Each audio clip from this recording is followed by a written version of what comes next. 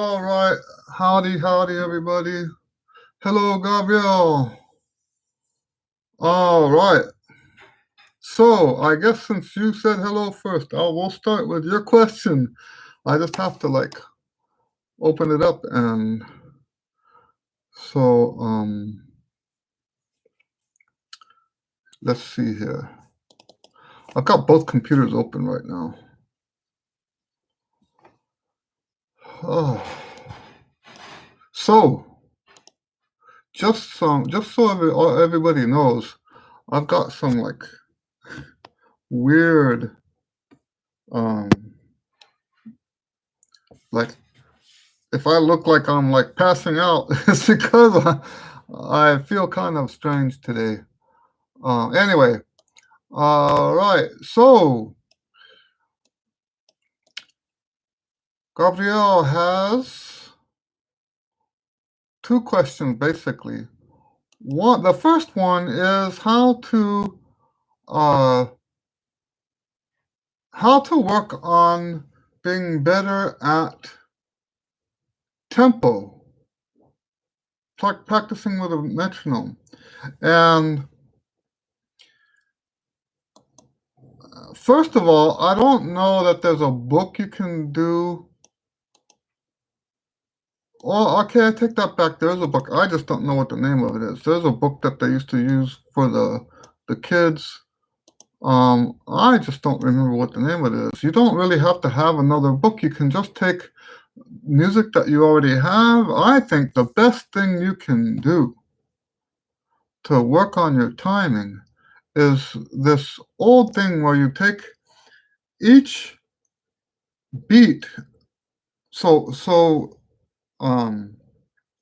the music is divided up into syllables and the names of the beats. Okay, so for example, a measure that has all quarter notes in 4/4. Hello, Volta. Um, a measure that has all 4/4, and I don't think I said hello to Jordan. Hello, Jordan. If it's in 4/4 and you have all quarter notes, you count it as 1, 2, 3, 4. And if you have upbeats, 1 and 2 and 3 and 4 and. So we call that counting. And if you have a counting system like that and you do that with the metronome, that helps a whole lot for this staying with the beat thing that you're talking about. Now, I will tell you that conceptually, and this I've only experienced with the older students for some reason. We don't follow the metronome, and I think the way it worked with the one student. Hello, Anthony. Yeah, we'll get to that in a second. Yes, I'm okay. So I think what happened is I'm healthier now, and I'm still on the same blood pressure medicine. My blood pressure today was 97 over 59. And I'm like, ugh. It's like I feel like falling over. It was a year ago today. It was like 180 something over 105. So there's nothing wrong with me. It's almost too good. I'm almost too healthy right now to be taking that kind of medicine. Anyway, let's see here. So we're talking about counting, right? The first thing you want to do is get used to counting. Don't try to play the horn with the thing, with the metronome. Count with the metronome. And maybe, I don't know, in Italian, maybe they have other syllables that they use for. I'm sure this is common all over the world, this kind of counting. So that's what I would recommend. Use the songs that you already have. Let me see. Let's say we do Amazing Grace. Amazing Grace would be 3, 1, 3 and 1, 3, 1, 3, 1, 3, 1, 3 and 1. See how I'm saying 3 and for the eighth note, okay? And we don't actually sing when we do this, we chant. So I gave you the wrong impression. That's not how it works. It sounds like actually a bunch of what's that word? Zombies. When you hear a class, so let me tell you how I learned this clapping, the counting stuff. I took in high school, my last year, I took a class where I was the teacher's assistant. I had an extra class and I didn't want to take a class, so I helped out one of the teachers, my band director, right? And he says, and the class that I was helping out was the beginner band class. And he says, Eddie, why don't you teach the class? And so my first time teaching a band class was when I was a senior in high school. And that's what I was teaching them. I had never heard of this before. I didn't go I was already, before I moved to El Paso, I was already, I was already playing. So I didn't need the beginner band class at that time. So that's how I learned this stuff, was by teaching it to these beginner high school students. And yes, there was a book that they used. I can't remember the name of it. It's a standard band method book, but it's just for counting. And it's funny because when you teach a class like that, it sounds like a bunch of zombies counting. 3, 1, 3, 1, 3 and 1. And if you can imagine a whole classroom of students chanting like that, right? So that's the first question that he had. That's what I would recommend, is the counting thing first. Before you try to be better at that on your horn, do better at it with the counting. Can't find a favorite mouthpiece. So he says that he's got several mouthpieces, and some are medium small to medium large, with different rims. And you know what? If you're not having any problems with it, I think the problem we usually have with students is students end up trying different mouthpieces and not thinking that they have problems when they do have problems. That happens, right? But yeah, it sounds to me, by the way you're saying it, that one isn't having any issues over the other and they're kind of interchangeable. That can't happen for me because of this nightmare in my teeth structure, right? Now, if you have pretty much a set of teeth and musculature on the lips that can take a variety of mouthpiece sizes, and that's okay. Now, I do recommend choosing one and being more regular with it. But if you're not having problems, now, what kind of problems would you have? Let's talk about that real quick, okay? What kind of problems would you have if you're playing if your mouthpieces are too different one from the other? One thing you'll have is crack notes. Okay, you'll crack the notes a little bit more often than you probably should. All right. Now, a certain degree of cracked notes is normal for trumpet players. But if you're cracking a lot of notes, it could be the fact that you're switching around one mouthpiece to the next. Another problem with changing sizes, if you get swollen. Here's what happens if you're switching sizes, and this is more if you switch like in the middle of a practice session or in the middle of a performance, when your lips are already acclimated to one size, you switch to another size, and normally like to a smaller size or whatever, but I guess it doesn't have to be smaller. You switch from one size to another, and you end up almost feeling like you've been pounded in the face, and the lip will whoop, it swells up. And then eventually you find you can't play. Now, if you're not experiencing that, then I would probably say that's not probably a problem. Okay? So that's how I see it. Now, Anthony asks, I hope that answers the question. If you have more questions, feel free to ask. Okay? All right. So Anthony asks, what is a good way to start working double tongue? Number one thing about double tongue is to do it every day. Well, and remember always in my little world, I like to call it my little world. In my little world, the term every day does not mean every day because I don't believe in practicing every day. In my little world, when I say every day, I mean every day that you practice. You really should be spending time regularly.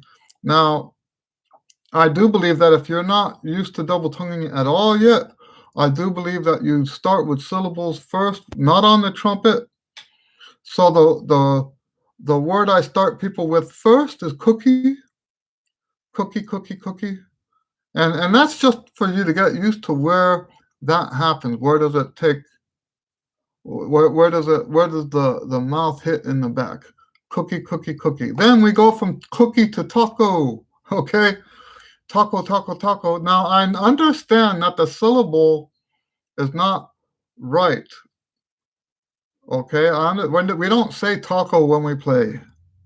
Okay, I give the students that so they can feel that move from the T to the K to the T to K. That's not the best. T to K, right? A little too cramped here for me to show that. So as soon as the student can actually say, and this is like just one lesson, right? We're not talking about over a period of weeks or whatever. We're just the one lesson.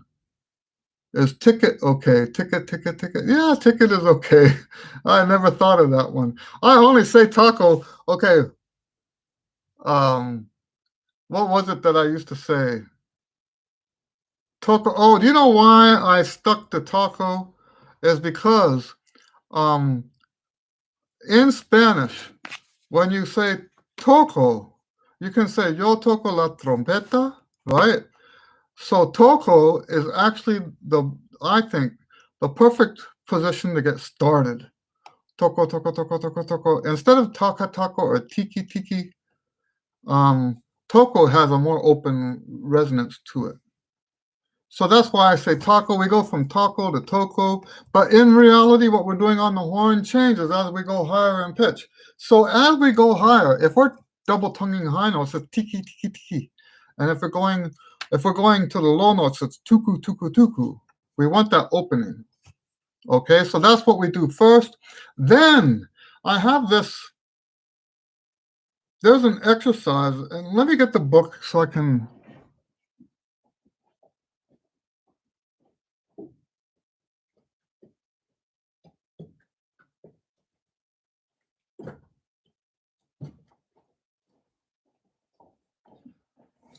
There's an exercise that ended up in the original daily routine book that I originally wrote. It's on page 31.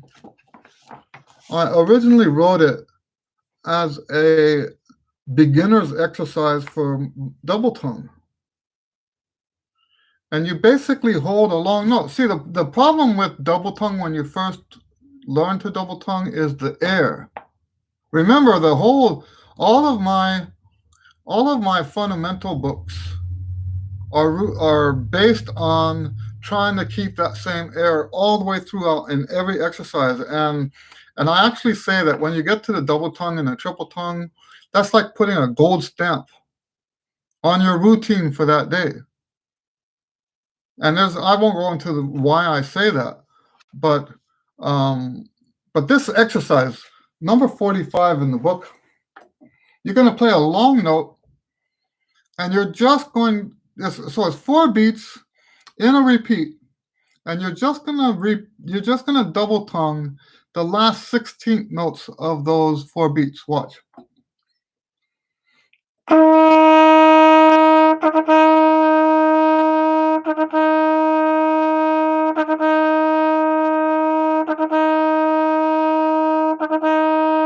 And basically, you're playing a long tone with double tongue in it.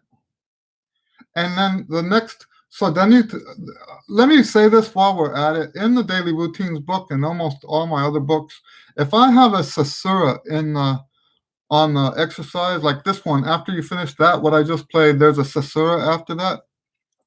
The caesura means take the horn off your lips. Get some rest in there before you move on. The next one is like this. Now, instead of just 2 16th notes, we're going to do 4 16th notes.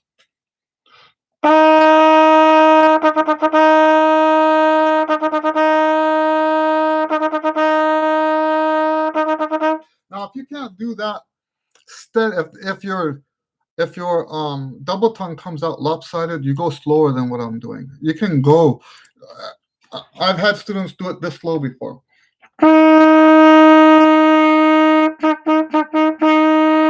It doesn't matter how fast you go. What matters is that you do it every day.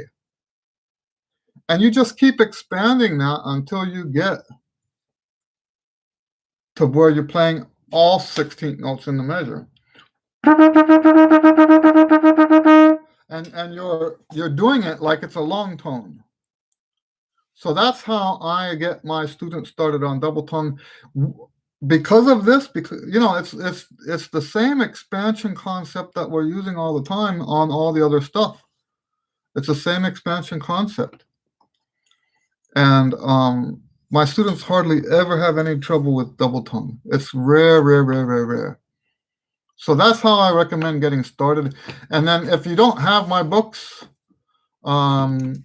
instead of using my more advanced stuff, you can use the Arvin book. Is a great book for double tonguing. In fact, I want to say almost 20 years not doing my double tongue studies, because I went back to the Arvin and I would do all of the Arvin double tongue one day. Then I would do all of the Clark double tongue the next day. Then I would do all of the Saint Jacome the next day. So I was actually cycling through all these different, for 20 years almost, all these different standard double tongue methods. So the big thing with the double tongue and the triple tongue, you just have to do it regularly. Make it part of who you are. Another thing, by the way, is you want to don't favor one over the other. Don't favor triple tongue over double tongue or double tongue over triple tongue. If you don't do both every day, then be organized and do one day and the other day, because you don't want to favor that. Okay, so Bota says, how about changing from shallow to deep and vice versa in the same rim size? I do that constantly. I have 3 mouthpieces sizes that I do. The rim is the same. I generally practice on the biggest one. However, lately I haven't been. I don't know why. I guess because I was practicing on the new horn. The new horn broke. The new horn broke right during the lockdown, and so it's still in the new horn, and that's why I haven't been practicing. I usually practice big, and then depending on the gig, I will change the size depending on how bright the music has to be. But yes, I'm all in favor of having the same size and changing cup depths. Okay.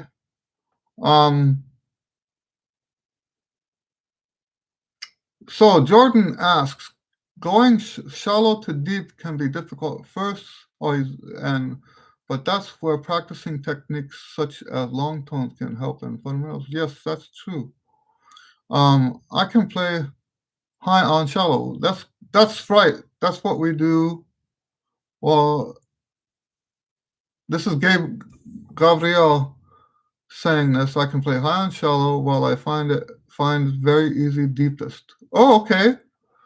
That's, you know what? That's an indication then of what you should be playing on. Look at the diameter difference between the rim diameter. Look at the rim diameter difference between your shallow mouthpiece and your deep mouthpiece. You might have a clue there of which one is better for you. Because if your deep mouthpiece sounds better on the higher notes, you might be responding more to the rim than you are to the cup. Okay, so yes, oh yes, definitely. I forgot to mention that when I'm starting a beginner. This is from Anthony. He says, but first on the mouthpiece. That exercise I showed you, where you're expanding the double tongue. It's sort of like a double tongue, long tongue. Do it on the mouthpiece first, not on the trumpet.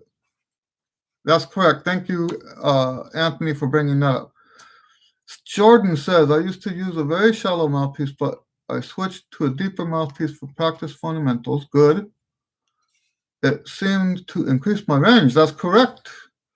Within 2 weeks, it's all about consistency. All right. Gabriel is answering him. Okay, so I guess I don't.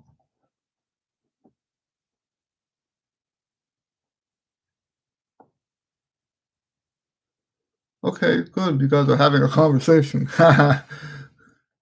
You're welcome, Anthony. Looking down here.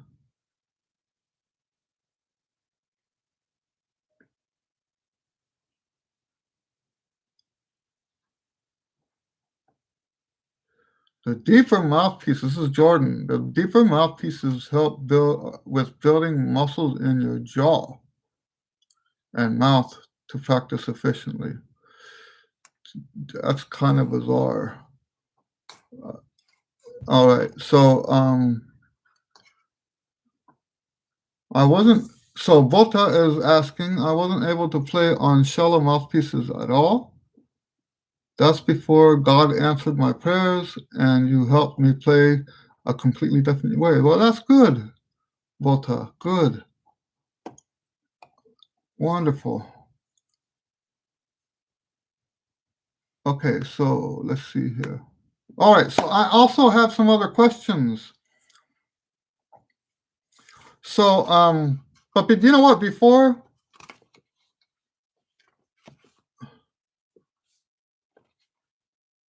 So I still don't know, Sebastian. Sebastian is asking if the etudes are written by me.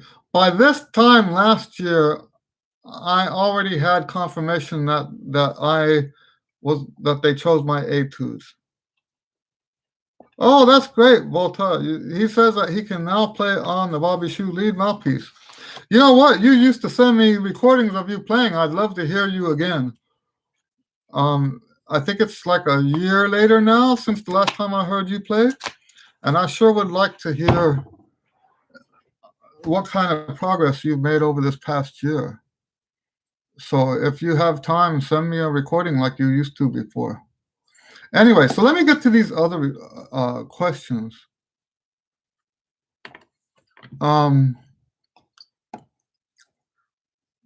So what I made the mistake of was not writing them down this time. I can barely stand up. Let me see if I can do this. Oh, man.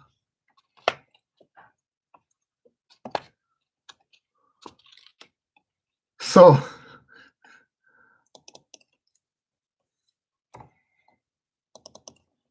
I'm not complaining. Don't get me wrong. It took me, I'm glad really that my blood pressure is down.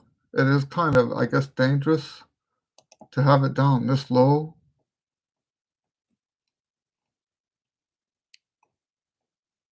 Oh, that's not what I'm trying to do. Oh, man, I can't reach the questions. So let me see if I remember what. Oh, I can. Oh, I never made a blog. Oh, let me see if I can remember. Is there a way for me to get them from here?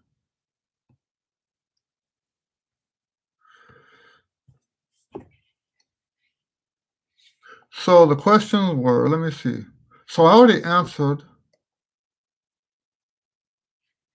This is embarrassing. Oh,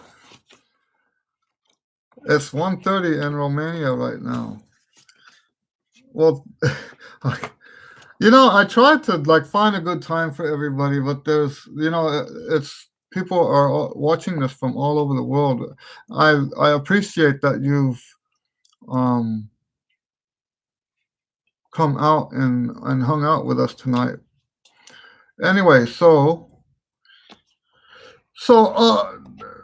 let me see if I can find a way to get those questions. While I'm doing that, why don't you guys ask some questions yourselves? Um,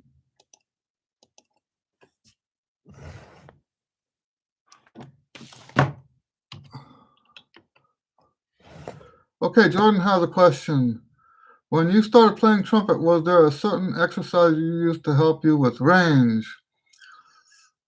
I had a horrible range until I did all my changes. I never had. Okay, so you know what I think happened? I think it got more and more horrible. I'm one of those guys that I think what happened to me, and this is why I can relate so much to the people who, oh, well, that's one way to do it. I'm streaming on the other side. Okay, I've got this video open on the other machine.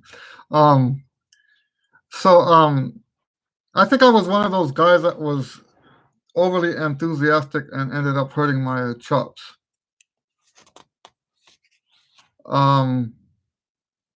Gabriel says that he highly recommends the One Range book. Yay! Well, yay, we like that, right? We like that. So, exercise that helped my range early on, I was overly enthusiastic, and all the exercises I did, and I had access to a whole bunch of stuff because I was overly enthusiastic. I ended up making everything worse, not better. And that's really, it's interesting that Jordan asked that, and then One Range, Gabriel talks about One Range, because my One Range book is the answer to all of that. Because in the One Range book, I talk about this, right? I used to do range exercises, and I never had any luck with my range. I shouldn't say luck. I never had any benefit from those exercises. My range didn't start going up until I quit doing the exercises. The One Range book talks about the strategy that I used to get where I am today. Okay? It wasn't until I quit, and it's a use it or lose it strategy. Basically, you use everything you've got, but you don't go past that. So, no. So the short answer to your question is no, there were no exercises that helped me. Everything I tried always made it worse. All right, so let's look at these other questions. Lip buzzing the correct pitch. So someone asked, they said they're struggling to get the right pitch when they do the lip buzz. And I don't think that matters necessarily. They're talking about in the Daily Routines book. I think you have to keep trying. Now, if you have an embouchure that's like this,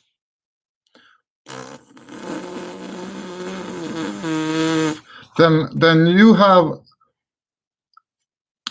what I would call a posture issue, a lip posture issue, and depending on how you play already, that could lead towards, if you want to play the way that that works. Okay, let's talk about this, right?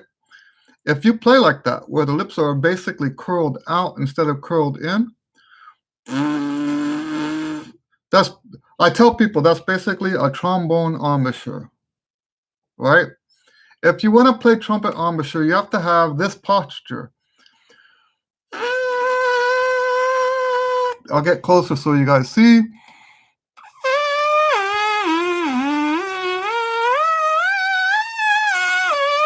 Okay, that's the posture you want. If you're in the wrong octave, you are probably playing on an embouchure that's a little bit too much like that, where the surrounding muscles are firm, but the inside muscles aren't very firm. Okay, you want to take those muscles, pull them in like that. It's the orbicularis oris. You're tightening the orbicularis oris, and maybe relaxing the ones around that a little bit more, just a tiny bit. Okay, maybe not. It depends on how that works for you. Okay, so just getting in the right register right now is all you need to be worrying about. Now, here's the thing: is if you're used to playing like this, then your mouthpiece is going to feel like it's in an entirely different position. Okay, because in this position, most of where you would have put your mouthpiece before is tucked inside your mouth. So, and what that means is that all of the nerve endings that you feel with, that you normally play with that normally feel the mouthpiece, are now moved inside the lip. And what you're feeling it with is the skin over the top of the lip. Okay? It might not have changed position on the teeth, but if the lips are all curled in, it's going to feel like the mouthpiece has now moved up on your face. Okay? And that can be a 100% genuine embouchure change. And we don't necessarily want an embouchure change. It depends on your situation, right? I've been telling you guys, might have seen the video from last week about doing embouchure changes. There's a lot of times when you don't do the embouchure change, even if it's going to make you play better. There's even still times when you don't do that. Okay? All right, so that was number one. Someone was asking for clarity.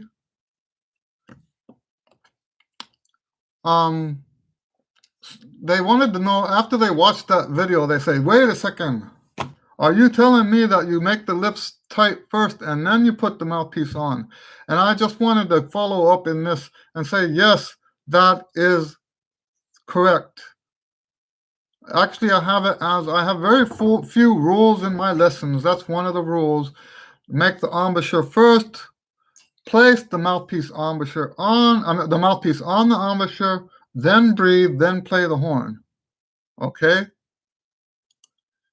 If you don't do that, you're creating a situation in your lips where you can cause damage over the long term, and you're not going to have as much control over what you sound like. Okay, so that's the second question. Another question we got was, what mic do I use? It's an AKG C1000S. Now, it's not a USB mic, so you would have to, if you're going to buy that microphone, you would have to have a recording interface. So most people aren't going that direction. Most people are buying USB microphones. I'll pick up my interface. It's old. That computer's not on. I've got all kinds of computers in here right now. This is my interface. This is an old Embouchure. This is what I do all my recordings on. And when I do my more formal talking videos, I speak into this as well. That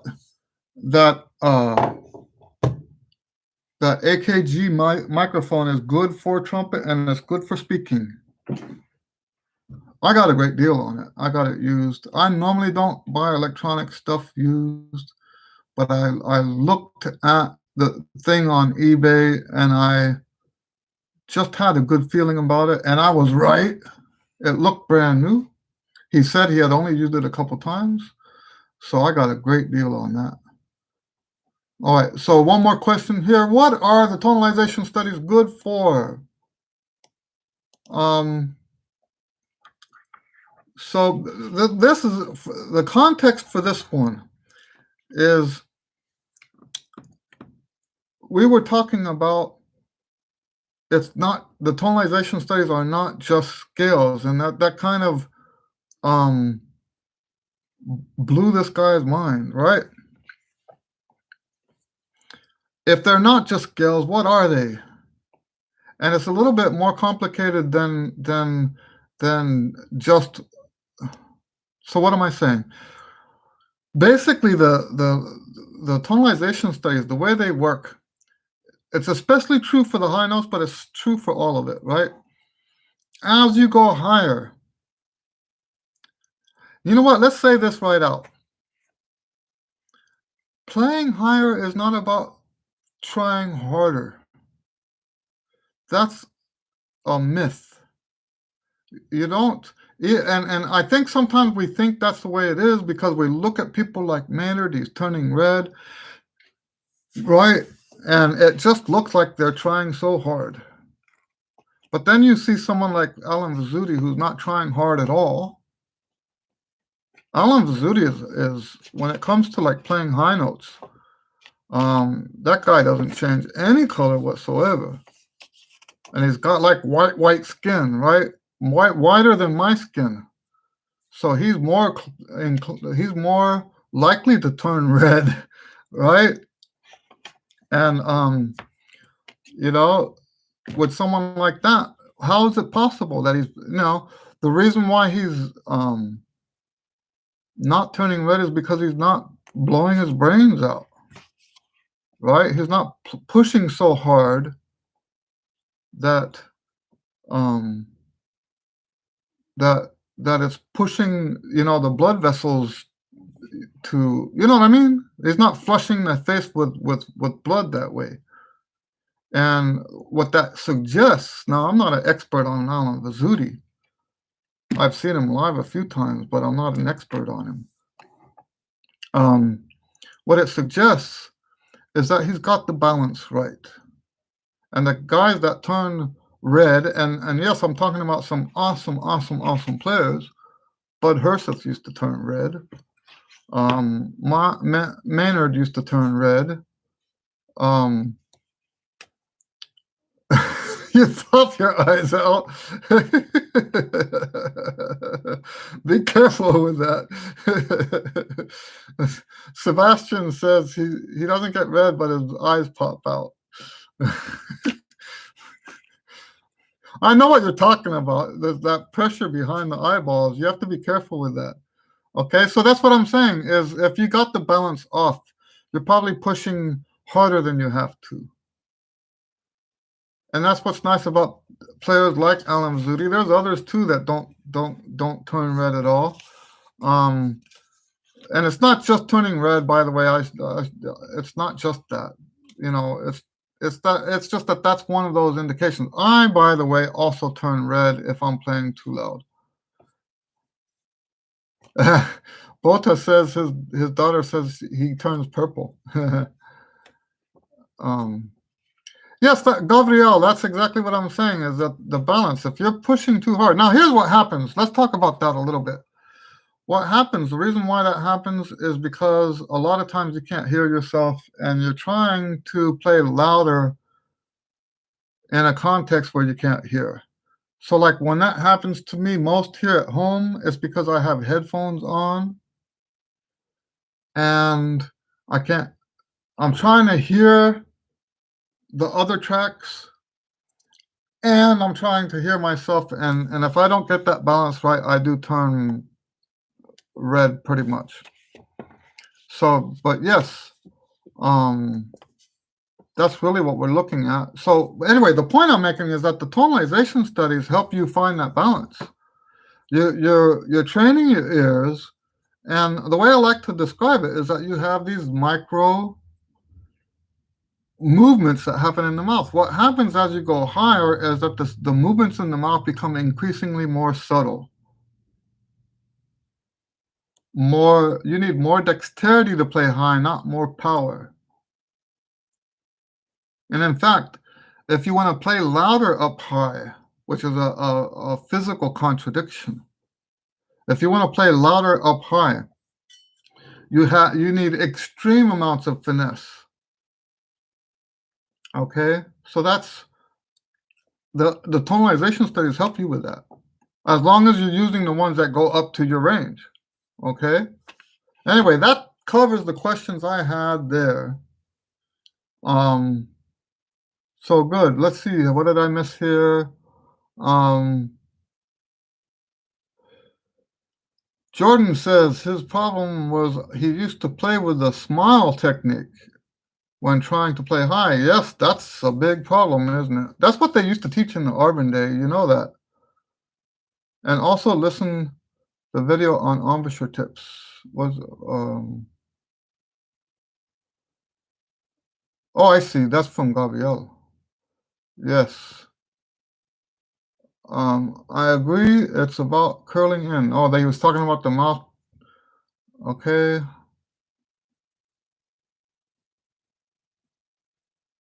That's right. Now the pivot, my stance, so Gabrielle is asking, what about the pivot? And I do teach pivot, but I don't teach it the way I've seen other people pivot. Okay? I don't believe in a forced pivot. I believe that the way you hold the horn, and in fact, I have an exercise. You can try this exercise with the left wrist being sort of like a fulcrum, right? Hold the horn, and first thing you want to do is just simply the wrist is going to stay stationary, and without moving it here, move the mouthpiece up and down. We want to hold the horn in the left hand in a way that this freely happens. Okay? And by the way, when you're doing the routines, so when you're doing mouthpiece buzz, I suggest that you hold the mouthpiece like this, not like this. Hold the mouthpiece like this. That way, because look at this. When I buzz up and then buzz down, the lips change.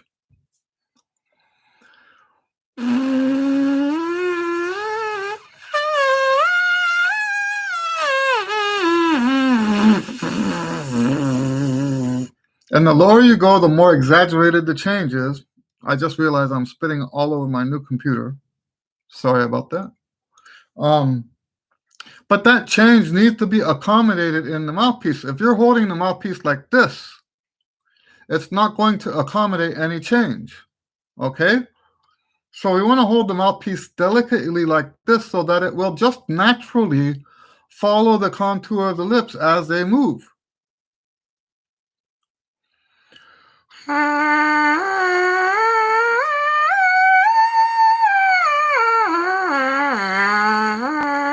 And I'm not trying to make it change. I'm just allowing the mouthpiece to move to fit my lips. Okay? Then with this thing that I'm telling you about with the left hand, okay?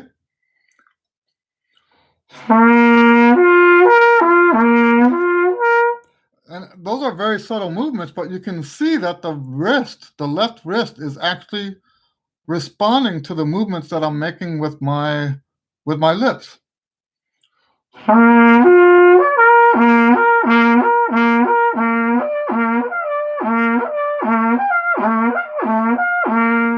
You see that? It's all happening right here. And so that's what I teach as a pivot, is just allowing the horn to adjust to what's going on here. Okay? I have this is from Bota. I have to use a bit of pivot because of my teeth. That's correct. It's something I had to discover by myself. Okay. This is Gabrielle. You pivot on the top or bottom lip or on both? Yeah, I don't know that I ever thought of it that way. See here, think about what I just said. It's the position of the lips. So, yeah, I don't even know what the question means now that I'm thinking about it.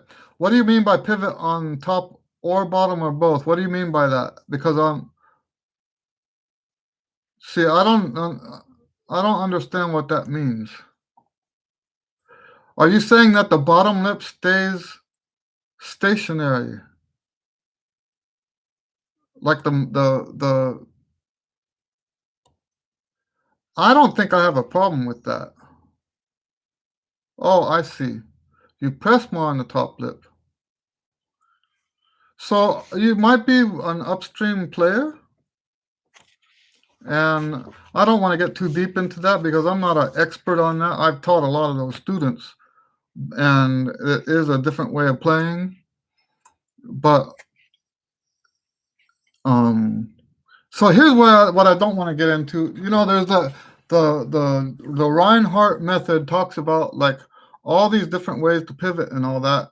I really think you can just shortcut all of that and just do what I just said, where all you're doing is allowing the horn to follow the lead of your lips.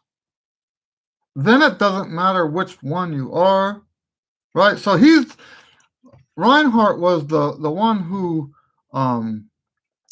started all this pivot stuff. Nobody talked about pivot until Reinhardt came on the scene, to my knowledge, right? And I think we cannot ignore the importance of his work. All right, I need to say that outright. But just pedagogically, sometimes you don't necessarily need to know everything about the pivot to do something, do quality stuff with the pivot. I hope that makes sense. So the way I teach, and I'm not saying, please, if any of you guys are Reinhardt zealots, I call them zealots. I don't mean that to be offensive, but they act like zealots. I'm not, and it's not just Reinhardt. There's Caruso zealots. There's Chikowitz zealots. They're just people that were students of those people, and now they've become disciples, right? And I don't mean it in an offensive way, but they get really bent out of shape if you say anything about those teachers, and you're not an expert, right? You have no right to talk about their method, right? And so I'm very careful when I talk about those guys, those, but I will go as far as to say Caruso, Reinhardt, even that one guy, him and I used to get in such horrible fights online. What's his name? Macbeth, I think is his last name. Carlton Macbeth and I used to have these huge fights. He told me all kinds of. He was a. And that's, by the way, that's where I got the term zealot for these guys. Carlton Macbeth was the one who taught the Maggio method. I don't even know if he's still alive. But yeah, each one of these different schools, they're so extremely important. You have to learn about them. Another one is a stamp. Extremely important. If you want to be a teacher, you got to know about that stuff. Okay, so I'm not in any way diminishing the value of what we can learn from those people. Okay, so don't get me wrong. Okay, I'm just saying that I do believe that you can shortcut a lot of that stuff by doing exercises or approaches that don't necessarily require you to know which of the 12 different pivots you do. That's what we're talking about specifically now, right? I think he cataloged 12 pivots or something like that. It's been a long time since I read the Reinhardt book. Um, I don't think you need to know all that. I don't think you need to know if you're upstream or downstream. If you do what I said and just let the horn follow your lips, you will find what's natural for you. Okay? And I have absolutely no intention of taking any uh, thunder away from the guys who studied with those guys. Okay? Anyway, so moving on to the next question. Have you ever watched a video of Vincent DiMartino? I think that's his name. Yes, that's his name. Before he puts the trumpet mouthpiece to his lips, he puts the edge on the first, then puts the rest of the mouthpiece on first. On that. Oh, you mean like up here? I haven't noticed this, but thanks for bringing it up. I'll try to see it next time. Are you talking about like that? Because that's something I make, and I'm not saying that he's doing an embouchure change, but that's something I make my students do if they are doing an embouchure adjustment. If you watched my last video, the Saturday video, I talk about embouchure adjustments, and you know, oh no, sideways. Wow. So that's what I'm talking about. You know, I think I mentioned this on one of these question answer sessions before. Um, the I forget the name of the brass group. Summit Brass. Oh, last time I couldn't remember the name. Summit Brass came one time to Rice, and there was such a variety of embouchures, and there were I remember at least two embouchures in the Summit Brass. That was 4 trumpets, right? I remember seeing at least 2 embouchures that a typical band director would want you to change. These are like the 4 best trumpet players in the country for that kind of music, right? And they had embouchures that a typical band director would say, hey, you need to change that embouchure, right? And if that's what Vincent Martino does, then, obviously he's a successful player, right? But he's found what works for him. Think about what that means to the rest of us. Think about what that means, right? If he found what works for him and he can do something different from what your band director said to do, right? Then what's that say about you and your embouchure? And that's why my method, I remember when my books first started coming out, I got criticism. I don't know why the criticism has died down so much. Maybe because there's so many people that it's helping now, that the criticisms.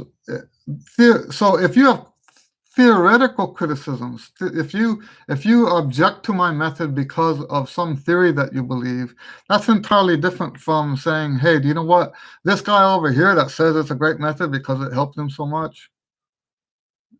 I mean, your little theories don't line up to this, right? So, but yes, I used to get a lot of criticism because, in fact, I remember one guy on Trumpet Herald, and it's probably still there. The guy said, I don't get it. What's the big deal about Eddie Lewis's book? He doesn't have anything in there. You don't, and my understanding was he was saying that there's nothing about what to do with your lips. There's nothing about what to do with your teeth. There's nothing about breathing or anything like that in those books. And I've been pretty much true to that the whole way, right? The one range doesn't talk about what you're supposed to do, you know. Um, there is talk about changing the oral cavity and stuff like that. And we did talk about curling the lips in. Um, but really, when you compare what I teach to what some other people teach, where they're so heavy in every minute detail about what your lips are supposed to do and stuff like that, my method's not like that. Not at all. I hope that makes sense. Because what really, if you think about what my books do for you, is it helps you find your most natural embouchure. Okay? Well, this is interesting. So Bolta says, "Do you know how you helped me so much? It's by giving me another perspective of the mechanics and approach." I'll never forget the day that you told me, right? Because I think perhaps, Bolta, that from the beginning you were probably still looking for the kind of stuff that I said right now that I don't do, right? What to do with your lips, what to do with this, what to do with that. And what all along, what I'm trying to do is help you find what works for you. And I'll never forget that day that you sent me that very joyful email. And you said, um, you know, um, basically you said this all clicked. And now, like almost overnight, which overnight is never overnight. It took like months to get to overnight. Right? But it's like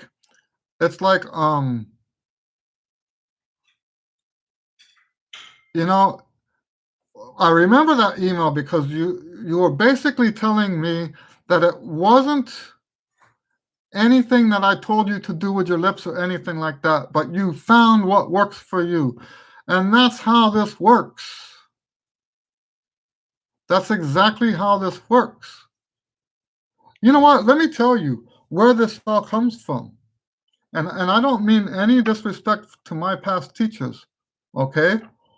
This method comes from a time in my life where I needed help and the help wasn't there. And I don't, like I said, I'm not disrespecting my teachers. I had great teachers. Mhm.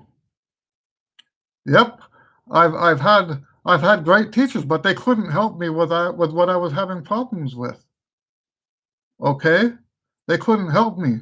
So I had, and you say, um, God answered your prayer, right? I actually believe that back in 1985, God answered my prayer by giving me what I've always called it clarity of thought.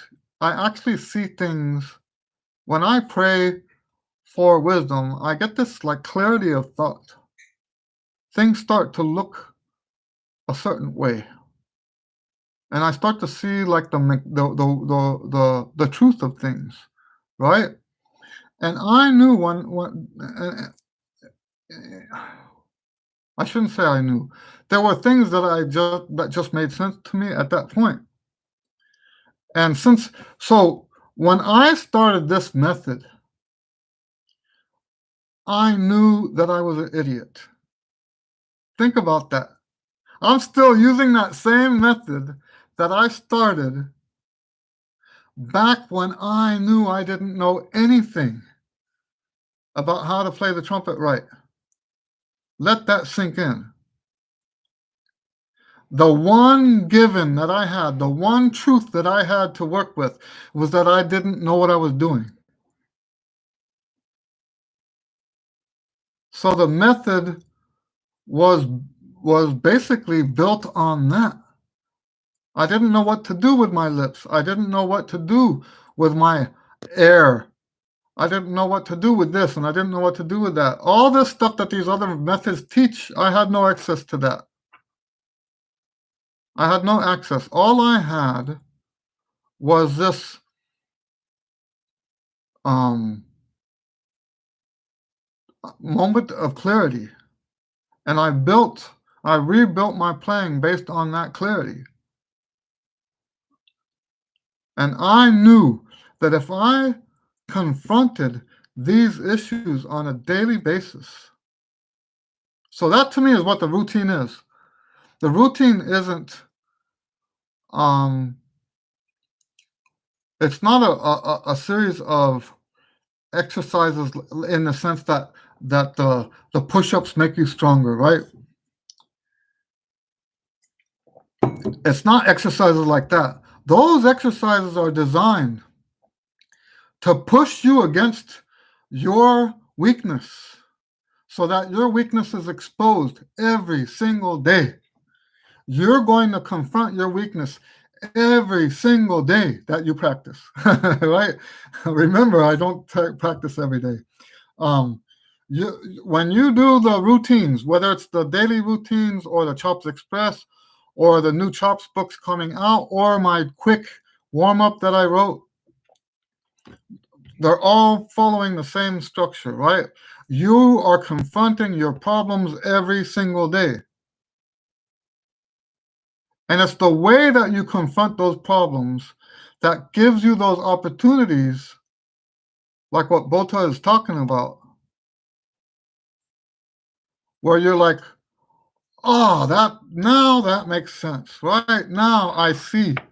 And you know what? The most bizarre thing about this is if you had to tell somebody else about what it is you changed, you probably couldn't. There's so many subtle things that happen in the mouth that you can't describe what's happening in your mouth in a way that someone else could do that. And that's one of the shortcomings. I have a favorite a couple of favorite trumpet books by what's his name? But he's not very famous, and he should be. Let me get the books real quick.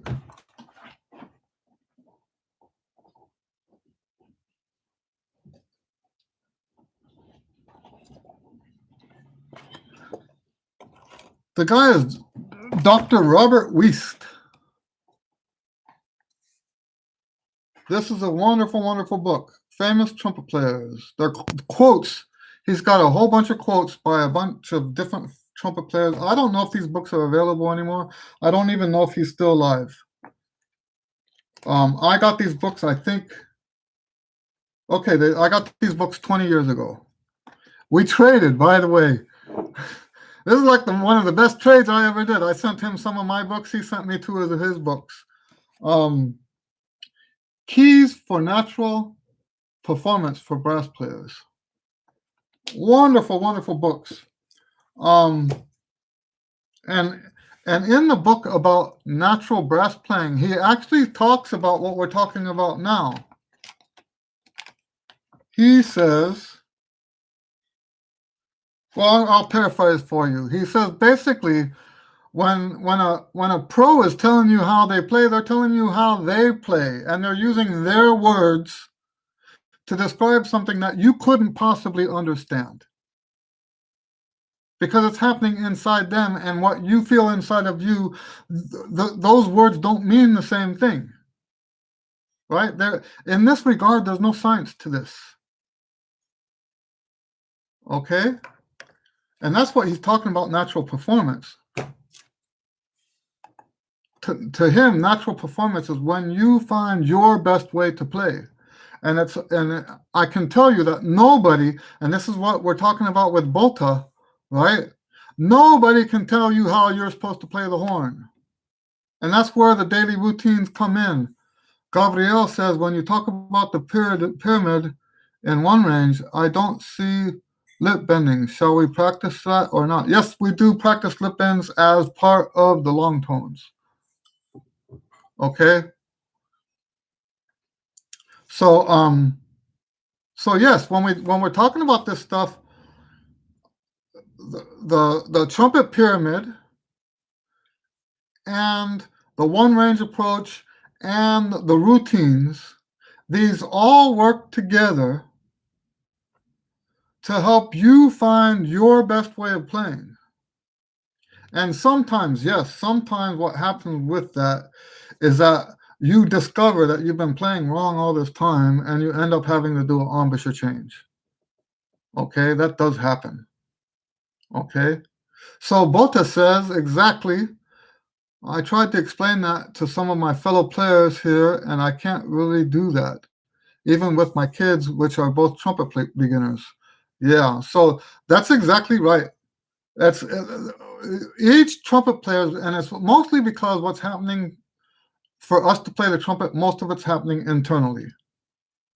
Okay, most of it is happening internally, and there's no way to communicate that one player to the next. That's why we have people like the guys in Summit Brass and the uh, Vincent DiMartino. These are guys that look weird because you know what? Hey, guess what? People are weird, right? I'm like at the top of the weird list. Okay, I don't know how many times I've told you guys on this list, but my embouchure is all the way off to this side. Okay, my face is like squished over this way, and my trumpet goes this way. Okay, and I'll tell you what, finding that came from doing this method. Okay, um, when you this is from SK. When you start playing, take a breath. Do you change position teeth? I mean, do you open and change position after take a breath? You fix teeth position, or you leave the same position during breath? Well, let's look at that because we were talking about that earlier.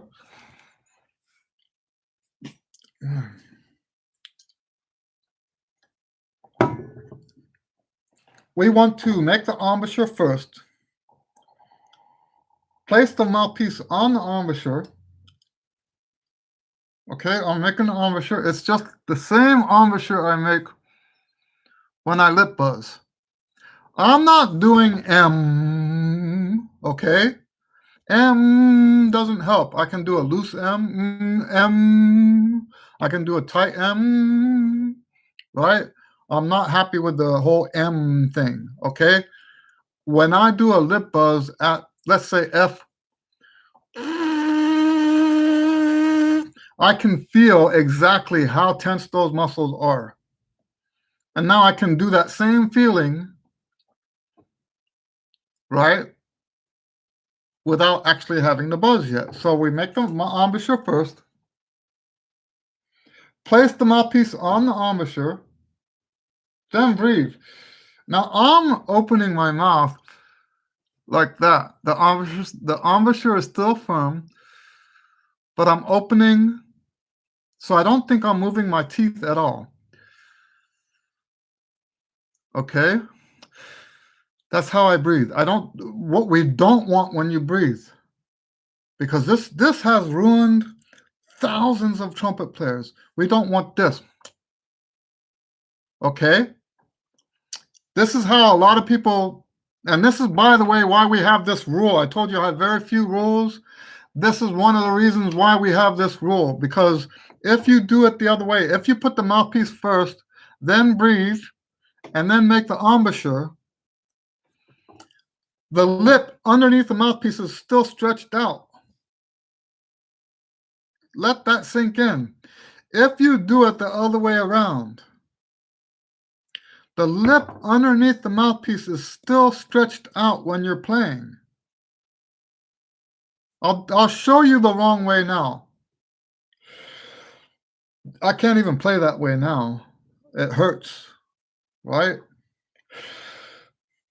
Okay? And I'll bet $5 that at least 2/3 of you breathe that way. Okay? You know, when I talk about embouchure adjustment, that's the most common embouchure adjustment is not breathing like that. Okay? You don't need a full-fledged embouchure change. You just need to get some meat in the mouthpiece. Okay? So yes, we do.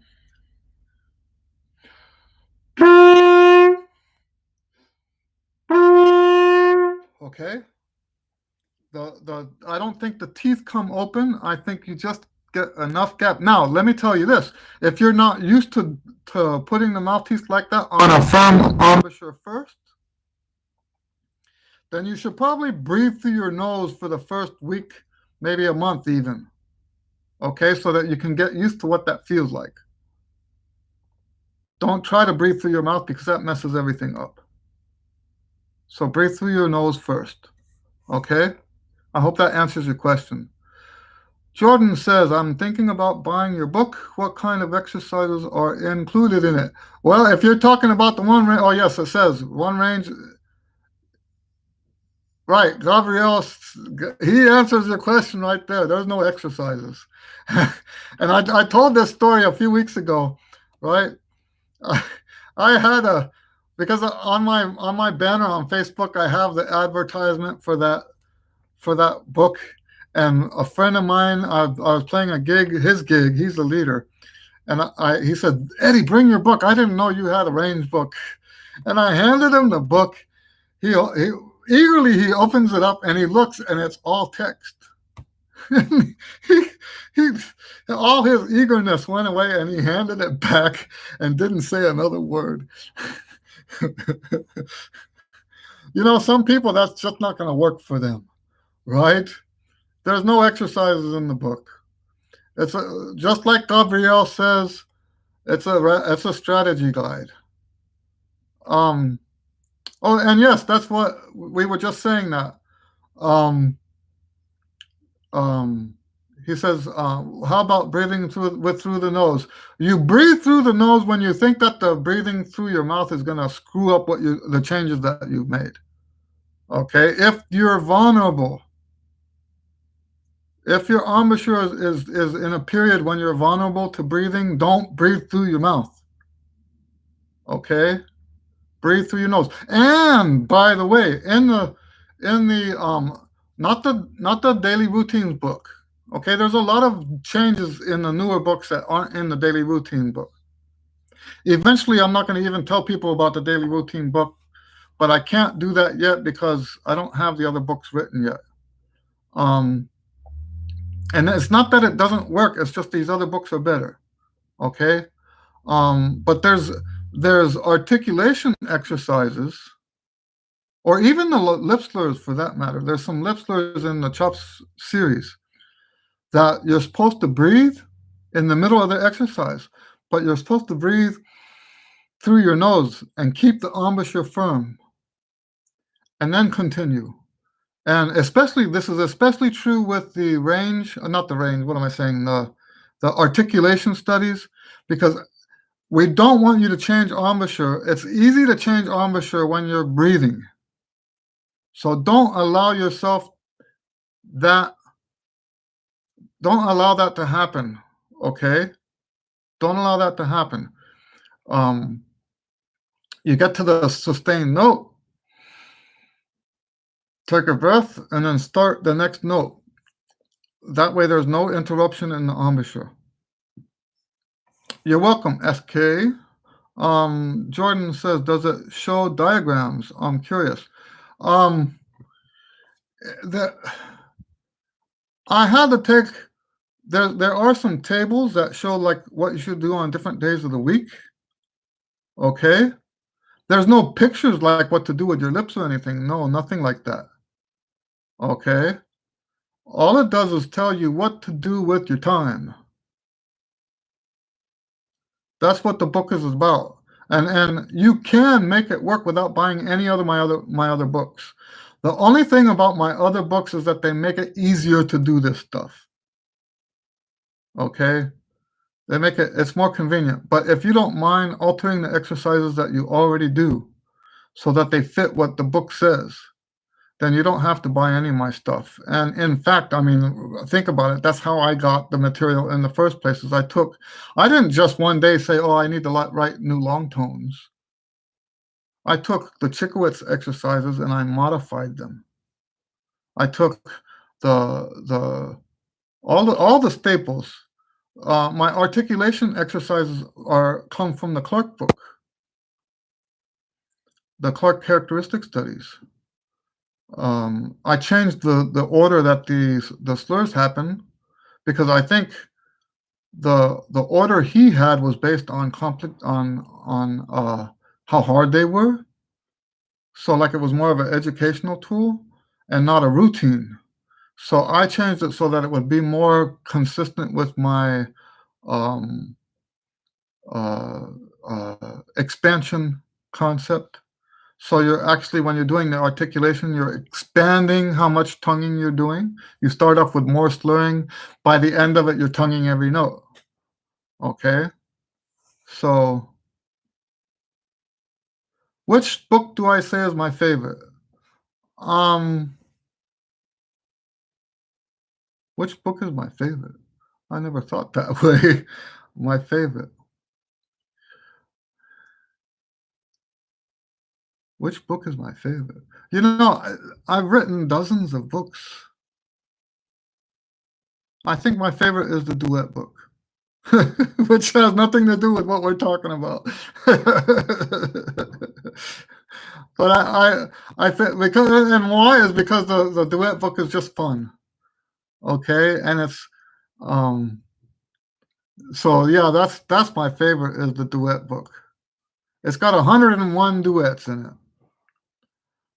SK asks me, what do you think about tight chin? When I buzz, my chin is tight, but when I play on trumpet, sound is much better when I don't tighten the chin. Should should it be the same on buzz and trumpet? Um, so what happens when you tighten the chin? It means that you're pushing the lips into each other.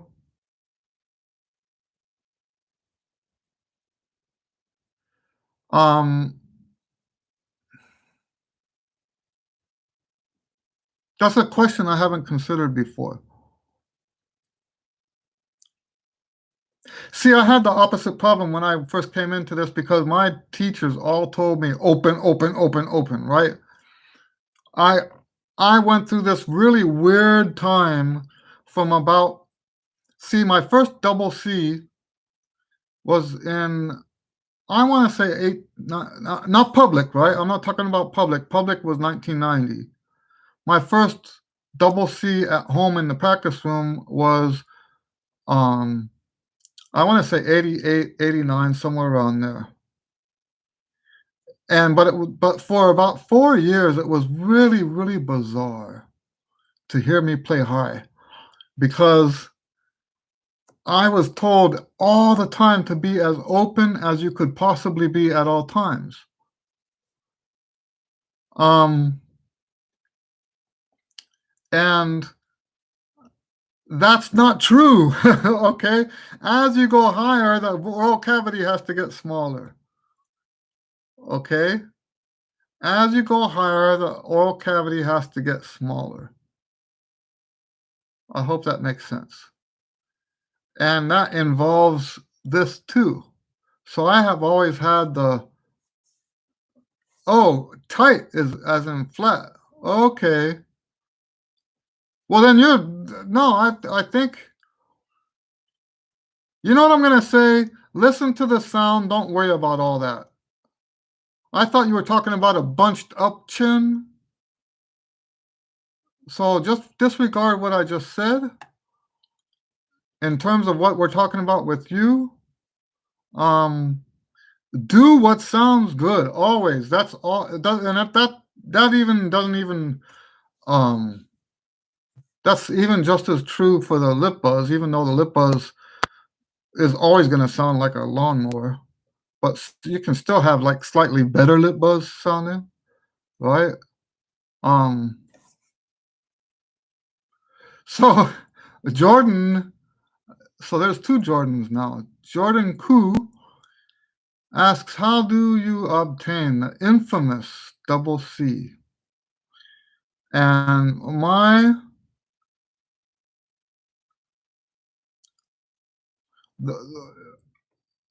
what I have to say about that. So getting to that range. Let me first tell you this. One of the reasons why I start all my students, every single one of them, well, okay, so except for the extreme upstream players because they can't do this. Um, all of my students always go to the low F sharp in everything that they do, whether it's etudes or duets or exercises. And you guys will notice this, that every exercise in the books goes all the way to low F sharp and pedal tones if you're in the higher levels. Okay? And I believe, and many of you have probably heard that in order to play high, you have to learn to play low first. Um, I believe that the way this works is when you learn to differentiate between the lowest register and the medium register, the same differentiation applies to the medium register and the next highest up medium register. And the same differentiation applies again to that next level, and the same differentiation applies again to that next level. And basically what we're looking at is an oral cavity that's getting increasingly smaller. And to what degree is it getting smaller? I believe it's to the degree of the golden ratio. The degree of the golden ratio. For what happens is the higher you get up there. Now, let me say this before I tell you about the double C, okay? I believe if you try to get to the double C before you're ready, not only is it probably going to sound awful, it's probably also going to make the rest of what you do sound awful. And you also stand a chance of injuring yourself, because there are some really stupid things you can do to get those notes. Okay? So what I'm about to tell you, I'm not telling you this so that you know what to do to get the double C. This is not a shortcut. I'm just telling you this as a demonstration so you know what direction you need to head into. Okay? When I'm playing Super C, if I stop and take the horn off my face and try to stick my finger in the oral cavity, my pinky finger, the oral cavity is not big enough for my pinky finger to fit in there. That's how small the oral cavity is. It's smaller than my pinky finger. Okay? And that's what we do to get those higher notes. That's what we do to make them resonate. Okay? All right. Anthony says, my teacher tells me to try to keep my chin flat, not to puff out the chin. Well, there are exceptions to that. That's why when we were talking about it earlier, I didn't have a ready answer, because there are times when you want to do that. The puffed chin does. So this is what I don't like, right? We should be playing. Remember what I said in the embouchure change video? All physical changes, all physical, everything you do physically on the horn should be for musical reasons. There are genuine musical reasons to bunch your chin. Instead of trying to approach that with a set of rules, and this is kind of like what we were talking about before with the way the routine is set up, right? Instead of trying to approach a set of rules that someone else came up with that works for them, instead of trying to oh, there was something else I was going to say, I forgot. But instead of doing it that way, go according to what it sounds like, not what it looks like, not what it, what it feels like is important. Don't get me wrong, because what it feels like later gets associated with what it sounds like, and that's how you play great. That's how great players play great, is because they have a firm connection between how their body feels and what the note sounds like. Okay. But if we're trying to go for an arbitrary feel that has nothing to do with anything, that's not going to help. So really, it should be our sound that guides us in that stuff always, always, always, always. So if you're playing, if you're playing, and I'm not going to give you a context, but let's say you're in a performance or in a rehearsal on a gig, and you find yourself punching for that one thing that you're doing, and it sounds great. Don't be second guessing that. It sounds great, therefore it is great. Okay? If it sounds great, it is great. All right. What should I do to prepare for state auditions next year during quarantine or over the summer? I already put a video out about that. It's one of the behind the wheel videos, so you can only get it at the blog. The blog is eltigredo.com, eltigredo.com. There, I think there's a link in the there's a link down in the description. So I already did a video on that. Basically, I don't mind summarizing again. Basically, you want to develop whatever skills that you think you might not have. We were talking earlier about double tongue. There's about a 30% chance that the All-State Music will have double tongue on it. If you can't double tongue, you're at a disadvantage. Okay? Stuff like that. If you don't know if you can't play in every key, now is the time to play in every key. So basically build up the skills that you don't have.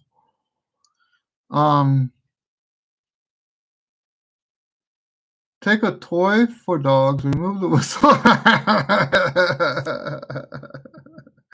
I think that's a little bit wrong. I think that note, I've seen that video. I think that's a little higher than a super C. Yeah, I've seen that video. That's funny. SK asks, could you tell something about correct position of lip corners? Once again, it comes to sound. Okay? I don't ever talk about corners. If you're doing the lip buzz tells you where the corners are supposed to be. Okay? I don't talk about corners much. And that's why that guy, I told you about that on the Trumpet Herald. He says, I don't get it. There's nothing in here about how to play the trumpet. And that's corners is one of those things. I'm not going to tell you where your corners are supposed to be.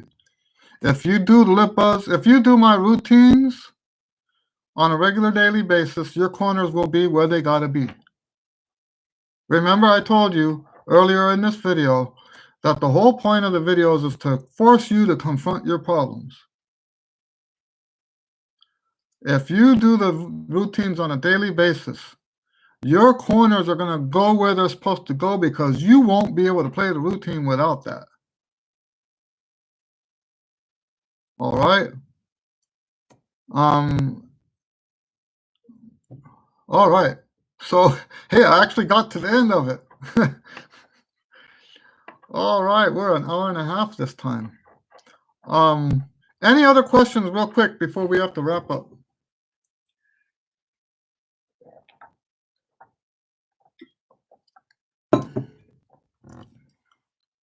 Any other questions? Well, this was an exciting one, huh? I keep looking at my face. I've got this going on over here. Joseph says, Eddie, I don't have the luxury of having a private lesson teacher, mostly because I live in South Texas, but I've been able to make the South Texas All-State Band. Very good.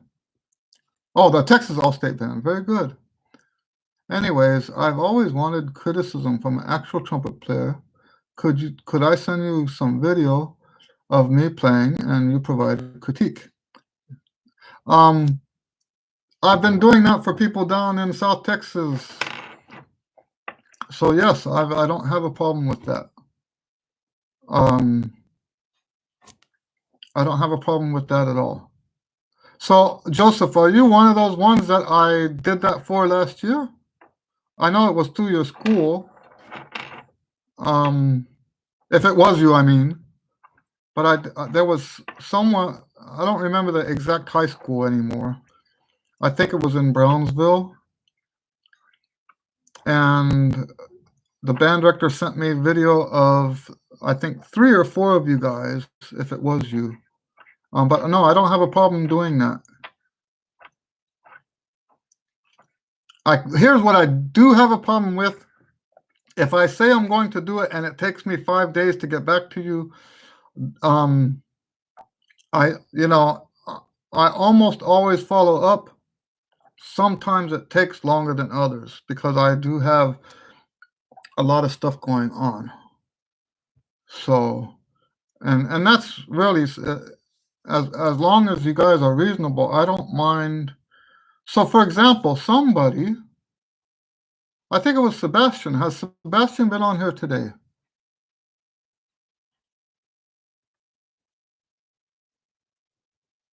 I'm looking through the previous.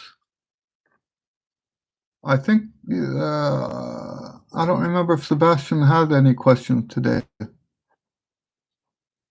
So Sebastian asked me, and I think he's in Brownsville too.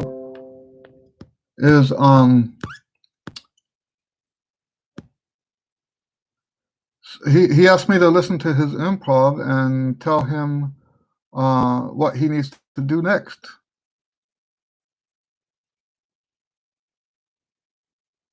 Yeah, that could very well be. So yes, I have no problem, Joseph, with doing that. I have no problem doing that. So what people are doing, like Sebastian did this, he put a video up on his thing. I went and listened to it. I haven't completely answered him yet. But yeah, I did answer him so he knew that I watched his video. But that's what you can do is put your video on, and if you don't want other people to see it, you can set it to unlisted. Set the video to unlisted, and then I will send the link to me, and I will go in there and listen to it. But here's, you know what? I'll tell you what. I don't mind doing that, and that's what most people ask for. But do you know what I think would be actually a lot more productive for all of you is what I call a practice test. Send me, instead of video of you playing, send me video of you practicing.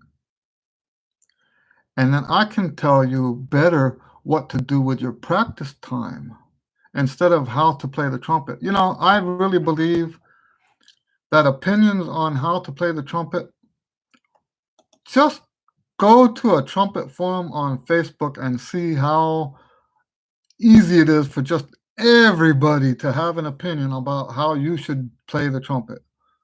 Just go to any of those trumpet forums and you say, how do I get high notes? And you'll have 80 different opinions. One guy will tell you you have to play out of the Arbon book. The other guy will tell you have to play lots of long tones. The other guy says, you see what I mean?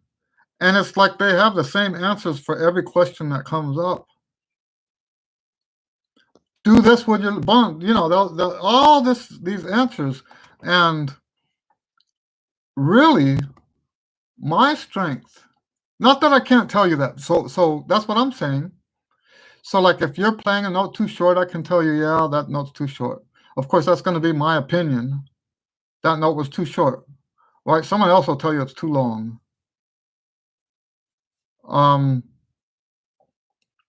But if you send video, 15 minutes of you practicing something, you'll get so much more benefit.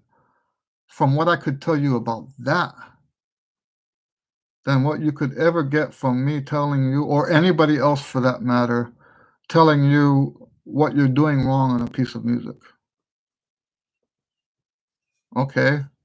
That's what my strength is teaching you how to practice, not how to play the horn. I mean, think about it, right? Those of you that have the one range book, that's what the one range book is about, learning how to practice. I have another book coming out. It was almost done.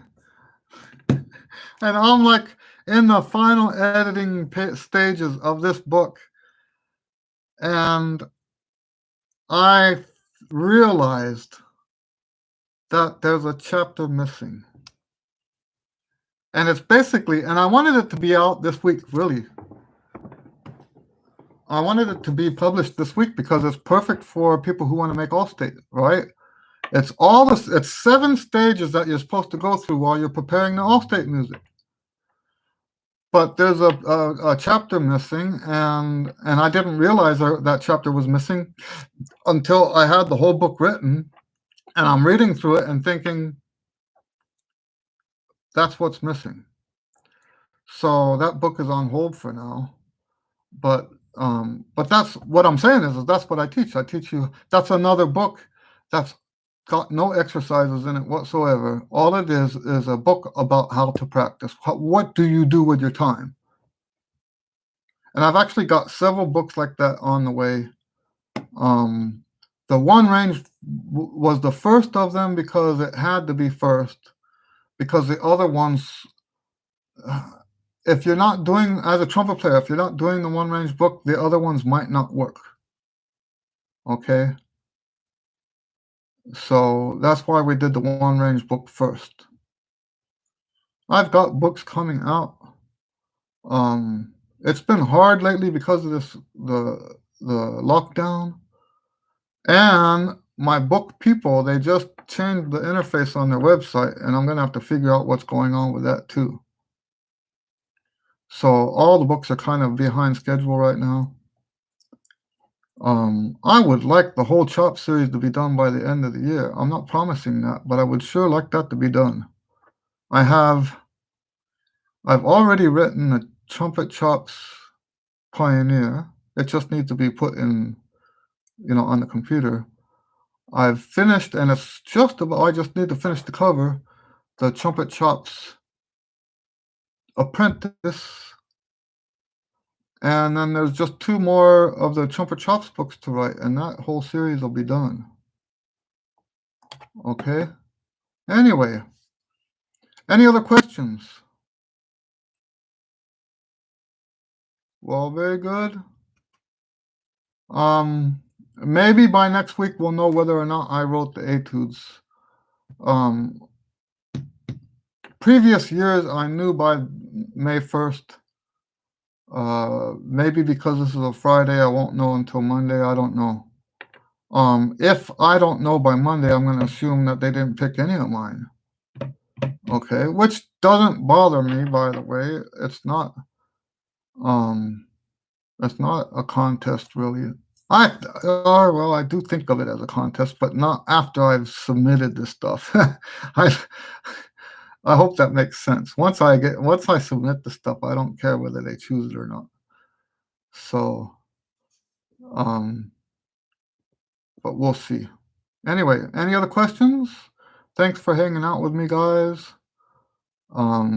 If you have any other questions during the week, just get them to me somehow, and we'll do like what we did today. Okay? All right. Well, very good. God bless you guys. We will see you on the next video. Oh, here we go. Thank you very much. Last question. I've finally been able to buy some practice books such as Clark and Iron's book. Any other recommendations? No, you know what? Those are good books. Those are good books. All right. Good night, everybody. We'll see you guys next time. Bye.